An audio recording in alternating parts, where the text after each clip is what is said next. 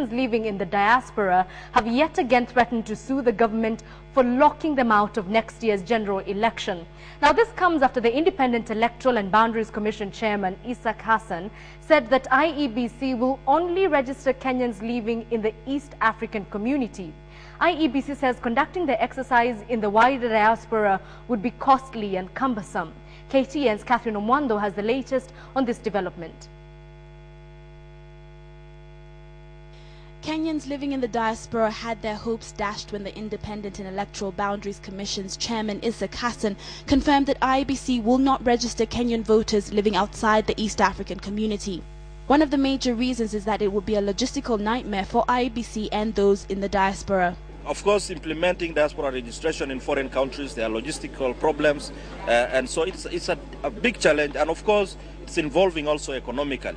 The Foreign Affairs Ministry can only account for 170,000 Kenyans living abroad, yet it is known that those living outside the country could be 10 times more than this number. The shutting out of the diaspora voters has sparked off anger and debate. Those against the government's decision to leave out millions of Kenyans in next year's polls made their thoughts public in the social media, where many compared Kenya to South Sudan. In 2011, every Sudanese old enough to vote was allowed to poll in the referendum that gave South Sudan its independence. Several Kenyans living abroad cannot register with the Kenyan embassies of the countries they live and work in due to logistical challenges. IEBC says it would equally be difficult to find and register such voters for next year's elections. Even if IEBC was to set up registration points at the Kenyan embassies throughout the world, it would still be a tedious task given that it's only 12 weeks to the polls. This is playing with the people's feeling. Take, for example, the United States of America, which is known to be home to the largest diaspora population. In the USA, the Kenyan embassy is in Washington, D.C. There are 2 more consulates in New York and Los Angeles. If IEBC was to set up a registration and voting station at the embassy and the consulates, every Kenyan living across USA would have to make their way down to the 3 states to register and vote. For some, it would be easy, but for those living across the country, it would be a logistical and financial nightmare.